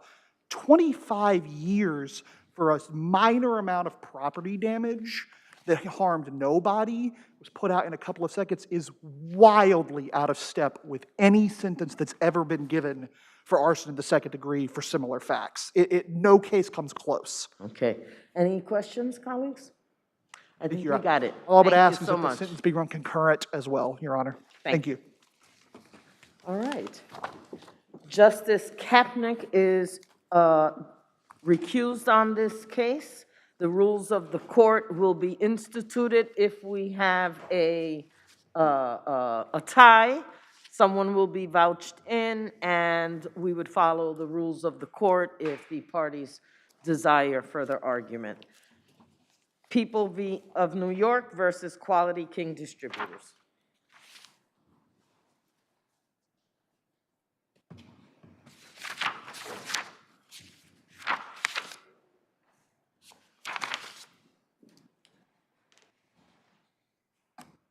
You may proceed. Thank you, Your Honors. Philip Levitz for the people. Supreme Court erred in dismissing the Attorney General's price gouging petition for at least 3 independent reasons. First, Supreme Court erroneously assumed that the Attorney General needed to prove uniform price gouging on Lysol products within a few days of the governor's declaration of emergency. Second, Supreme Court failed to hold Quality King to its burden to prove its price gouging was justified by increased costs. And third, Supreme Court erred in refusing to order any relief. Quality King also has not overcome the exceedingly strong presumption that the price gouging statute is constitutional, as Supreme Court and several other courts have already consistently and correctly held. Counsel, go ahead. Go ahead. I just wanted to ask you a procedural question. Is it your understanding that a price gouging and executive law section 63 proceeding would be a special proceeding? Yes, Your Honor, a 6312 proceeding is a special proceeding. And did anyone here ask for or suggest that there be some sort of evidentiary hearing? I don't believe so, Your Honor. This was basically this proceeding was initiated promptly upon at the beginning of the pandemic, when there was an identification of this extreme increase in prices from Quality King. The petition was filed. We proceeded to ask that the case be decided on the papers. There was a hearing that was not an evidentiary hearing, but the evidence was already in the record. Basically, we had already received from Quality King all their pricing data on 19-ounce Lysol cans, and you have that data in the record. And what that data just unambiguously shows is an enormous increase between late January and when they stopped selling Lysol products at the beginning of April in their pricing. Basically, the prices doubled in that time. And in the same time, their profits increased dramatically, basically 5 times over the course of that brief period. And there's just no other explanation that Quality King has ever provided for that radical increase other than the pandemic and exploitation of the pandemic. And so let me talk a little bit more about that. Supreme Court basically missed the forest for the trees here in focusing only on Quality King's pricing within a few days of the governor's March 7th, 2020 declaration. Isn't it, this case really turns on the trigger date, right? In terms of when, so Supreme Court said that the trigger date here was when the governor declared an emergency in New York State. For you, when was the trigger date? The trigger date was by the end of January. And let me just say, it doesn't really turn. I actually don't think the case really turns on the trigger date in the sense that there was price gouging even after that March 7th declaration. The differences in that price gouging, aren't they significant between what occurred in January and what was occurring on March 7th? The price increases were smaller in March because they had already begun 2 months earlier, and that's what the Supreme Court missed. By the end of January, Quality King was already increasing prices. So by the time they got to the beginning of March, the prices were already much higher than they were in the baseline earlier. And then Quality King continued increasing prices. But if you only look at a few days around the beginning of March, it's very easy to miss the larger story here, which is this really radical increase over the course of a couple of months. Basically, as everybody started to be increasingly afraid about the pandemic and increasingly interested in buying products like Lysol to disinfect, there was a gradual increase in demand for Lysol, and that's exactly what Quality King exploited here, and that's exactly what violates the statute. So by looking back at the start of Quality King's price increases at the end of January 2020, it becomes very clear that Quality King doubled prices, quintupled profits as fears of COVID descended on New York and demand for those Lysol products skyrocketed. And Quality King doesn't dispute that the price gouging statute is triggered as soon as there is any change in the market, whether actual or imminently threatened, by the way, resulting from a national or local emergency, such as the COVID-19 crisis. There's no dispute here that the COVID-19 crisis is in fact Well, that kind of such an ties emergency. into their constitutional argument of when could they reasonably anticipate this to be triggered. That whole argument is a red herring in the sense that the issue here is when, there is an emergency here. They have provided no explanation for these radical price increases other than the emergency. But going back to Judge Rodriguez's point, there has to be a trigger date, that euphemistically we're using that word, there has to be a date so we can measure what the price was immediately before. So we have to be able to nail that down. And that is the end of January. And we know that by that date, at the end of January, there was a national declaration of emergency that happened January 31st. That's a very important indication here. And we know that there was evidence that's in the record that, people were understanding at that time that Lysol could be a useful product in fighting COVID-19. That was already known at that time, and people started buying it more. And that's why Quality King increased its prices at exactly that time, and then continued to as interest in Lysol increased and demand for Lysol increased over the next month or two. Do we have to give any deference to Supreme Court's finding that the Quality King proffered reasonable explanation for the increase in price, which would establish their affirmative defense under subdivision C? No, because the Supreme Court didn't properly address the fact that it was actually Quality King's burden under the statute to show that its costs justified its price increases, and they don't. And we know that because Quality King hasn't even claimed any increase in its costs before March. They never have in this entire proceeding, and yet its prices were increasing substantially. That just can't be missed if you look back to the end of January. So the cost couldn't possibly justify the increase in the prices, and Supreme Court simply didn't address that. In addition, even if you look at March, Quality King has never put forward any costs that could possibly justify the level of increase in price that they had. Counsel, Go I'm ahead. sorry. Go ahead. Quality King says that, if I read their papers correctly, that in terms of the immediate prior aspect of the statute, that would mean the day before the governor made his announcement on March 7th. How do you respond to that? That's just not true. The case law doesn't provide for that. The statute doesn't provide for that. Immediately prior certainly means, before the abnormal disruption of the market. In this particular case, there was a gradual, as we've been talking about, a gradual market disruption here that happened over a period of time. And the only reason that we didn't look at one particular day in this case, and we instead looked at the average pricing in the period before, is because the pricing here is a little bit complicated by the fact that Quality King didn't sell the same product to all its customers at the same price on any given day. It had different prices for different customers depending on, how the product was delivered to them or whatever. And so if you just look at the price on one day, immediately before, say January 30th or January 29th, you can look at somebody that they sold the product to, but it isn't necessarily going to be the same price for other people. So you look back and you look at... Well, part of their arguments, though, in their papers was that in order to provide product to communities and small retailers, so not the big national box stores, who could afford to purchase at bulk and therefore at a cheaper price, that they had to do the increases they did in order to make it available for these communities with stores that were not national box stores. Did the discovery that they provided here support that argument? No, and if Your Honor. not, tell me precisely what I should be looking for in this record.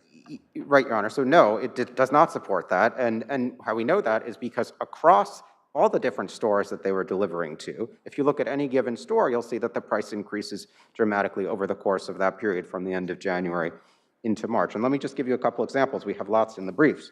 But, again, I talked a little bit about the average prices, but let's look at specific stores, okay?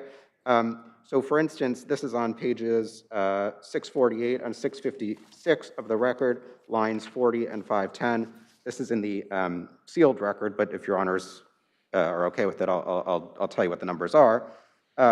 Quality King charged this particular store, BNY Discount Inc., $4.40 per 19-ounce Lysol can before the COVID-19 pandemic emergency began in December 2019, and then more than twice that much, $9.15 per can, when the emergency was at its height on March 30th, 2020. Another example, Quality King charged us another store, Clinton Variety Store, $4.46 per can before the pandemic and $9.08 per can at the pandemic's height. That's page 648 of the record and 656 of the record, lines 27 and lines 527 to 528. I would urge your honors to look at that data because We have it, it's just a lot. yeah, no, but right. But your honors, what you should do is just glance over it from the beginning around December, beginning of January. You'll see the numbers, the averages are something, and then look through slowly to February, look through to March. Counsel, that's precisely part of the problem here, because even when I asked you the question earlier, you said that the look back, even if you look back on January 28th and January 29th, right? But your adversary doesn't even agree with that. They're saying the look back is March 6th. But that's wrong, and we know that because it doesn't make any sense from these numbers. Quality King hasn't provided any explanation whatsoever, ever, for what it was doing if it wasn't increasing its prices because of the pandemic. And of course, if your honors will remember from this time period that there was panic that grew over time. And just as the panic was growing about COVID-19, they were increasing their prices. And there's no other explanation for that that's ever been provided except for price gouging. Okay, I'll give you, you'll have time on rebuttal. We've gone way over the allotted 6 minutes. Thank you, Your Honors. I suspect the same will happen to you. You may proceed, sir. Thank you very much, Your Honor. Anthony Viola of Mintz-Levin for the defendant, respondent, appellant Quality King. The court is exactly correct. The trigger date is foundational here. The statute, this is an extraordinary statute. It applies in extraordinary times, and it... But counsel, why shouldn't the trigger date be January 31st of 2020 when the United States Secretary of Health declared a national public health emergency? The statute has a definition of the abnormal disruption of the market, and that definition has 3 elements. It says that there must be a change in the market, which, number 2, results from, so there's a causation element. Number 3, an enumerated factor. The Attorney General, you asked the Attorney General, what's your evidence of that? He only talked about one of those 3. That's the whole case that they put in before the court below. They said there was a declaration by Secretary Azar, that's it. The statute's triggered. That is wrong. They had to show the other 2 elements. And the most important one is that the market changed. And we all lived it, counsel. We all lived it, right? We all lived it. There was an extraordinary, unexplainable lack of toilet paper, and you couldn't buy a Lysol can to save your life. And none of that happened in January. Really? Okay. And none of that happened in February, Your Honor. The court below specifically looked at all of this. Why do you attribute the price increases from your client or the disparity, the differences in prices from December until January, and then again leading higher in February and then much higher in March? 2 answers to that, 1 legal, 1 factual. Legally, there's nothing to prevent price increases until this statute is triggered, and that requires that the Attorney General. So it's a coincidence that the prices went up during a pandemic, during a time where the U.S. Secretary said of Health that there's a national public health emergency? I get to the factual. That's wrong. It's wrong. Here's the data. It's on page R744 of the record. On January 31st, we made 1 sale at $61.96. The day before that announcement, before they even argued that the statute was triggered, there was a sale at $63.75. So it actually went down. And then look at the rest of February. February 3rd, it's 58, 66. But you know what? At that time, it was, counsel, at that time, it was already an incredible increase from the normal numbers back in November and December. And we knew. Your Honor, January 1st, I refer you to January 1st, the price is $55, which was already higher than what they claim is supposedly the norm. That's just one of the big problems with this case. The Attorney General just looked at these numbers and said, we see them going like this. And that's just not true. January 30th, we're at 63.75. That price is lower or equal or lower for most of the rest of February. They say we raised our prices, but we didn't really exceed that until February 24th. And then what happened? The next day it went down again. And yes, there were some high prices at the end of February. And then March 1st, the price drops to 40-something. There is no, consistent pattern. And that's why, and the trial court specifically admonished during the hearing, when all of this data was looked at, admonished the Attorney General's office and said, listen, you're giving me averages, you're giving me medians, okay? I want to see a specific customer, and I want you to talk to me about the prices charged to that customer. And we went through those things in detail. And we talked about Raindew, was one of the ones they highlighted. And I said, and I pointed out to the court, look at the data. Look at the lowest price before March 7th and the highest price after that. The difference in gross profit percent is 5%. That's it. They can't say double, quintuple, 95%. 5%. That's their example. And the court looked at that and said, you know what? In the circumstances of this case, I don't think that's unconscionably excessive. Quality King did have increased costs. It had increased costs to buy in March and to operate in the pandemic. Now, the Attorney General, by sleight of hand, says that doesn't matter because you didn't have those costs in January. But again, the trigger date becomes the key. January is not, it cannot be the trigger date.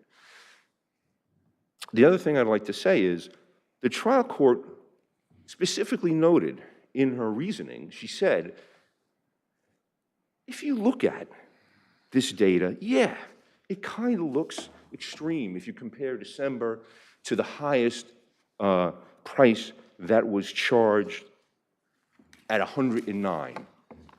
But she specifically said, you can't do that. You can't stop there. You have to figure out what's the trigger date, and because there's all these skips and jumps in between.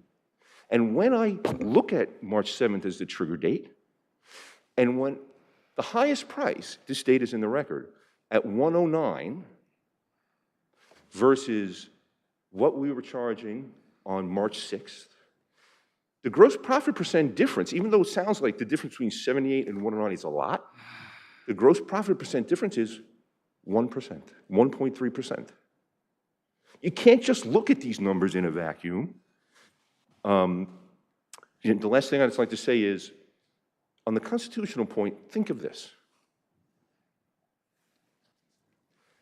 The exact same record, the exact same facts, the exact same argument, statute, and law. One judge says not grossly excessive. If this court says unconscionably excessive, I submit to you that this just establishes our point, that nobody in Quality King's position could know the answer in advance, rendering it unconstitutionally vague. Thank you. Thank you.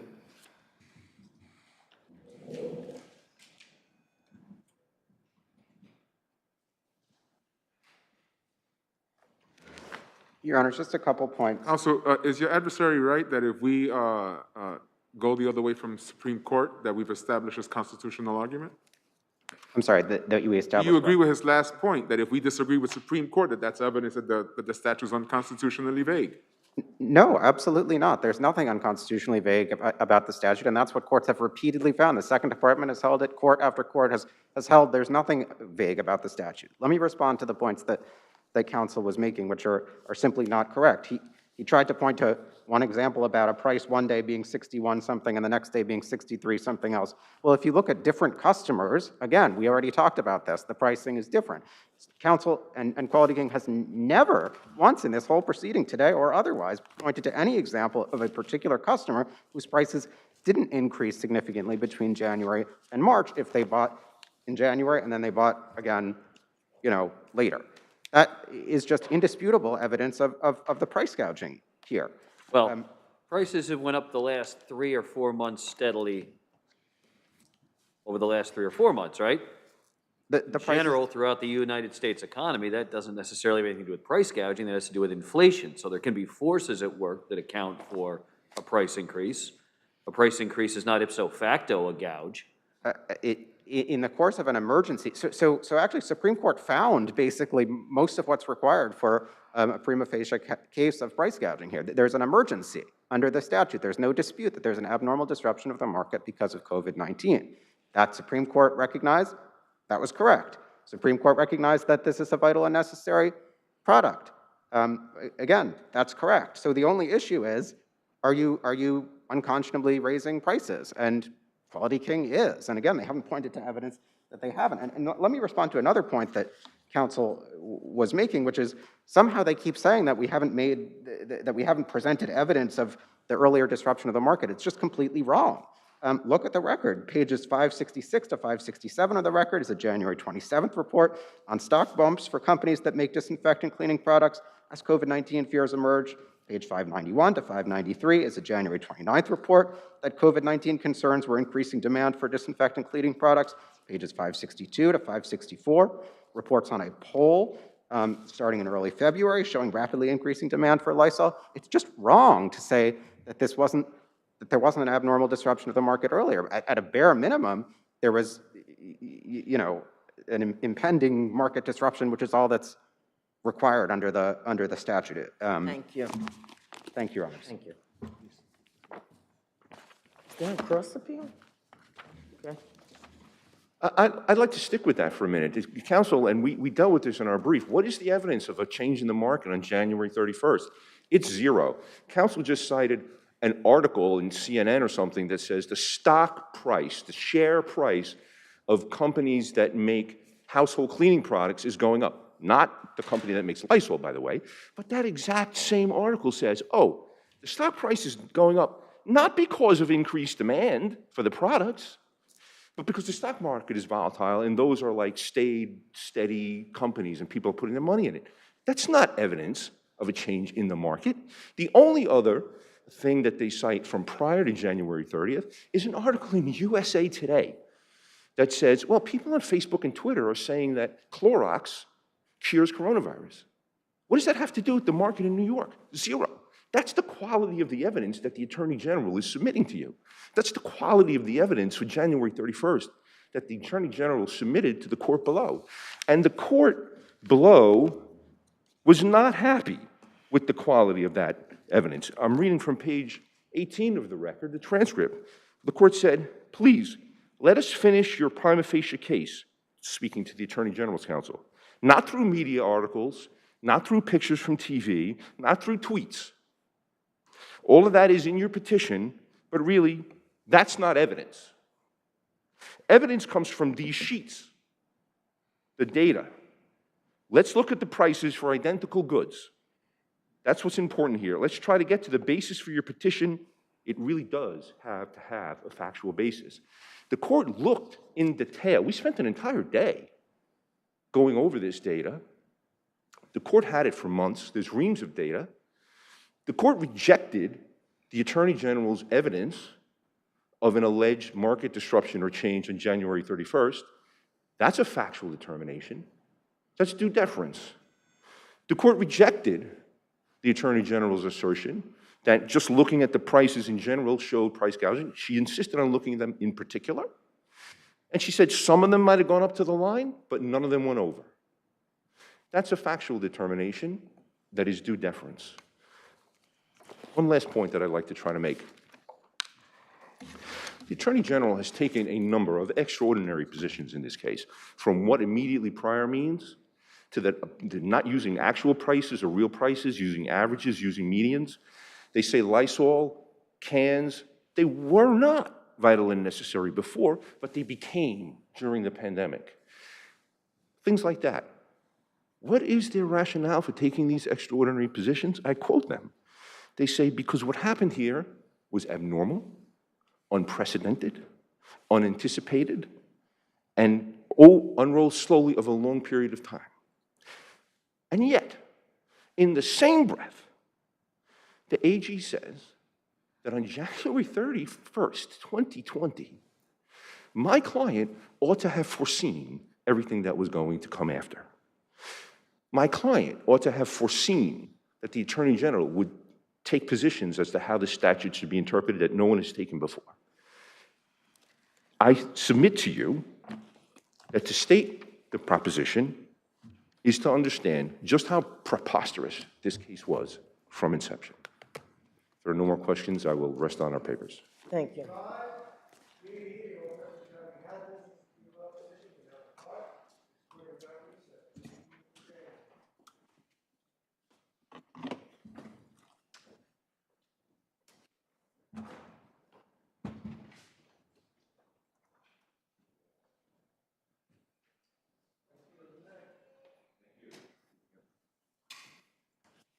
Nice meeting you.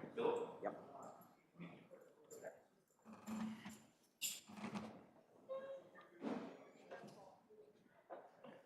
I was like a cheater here.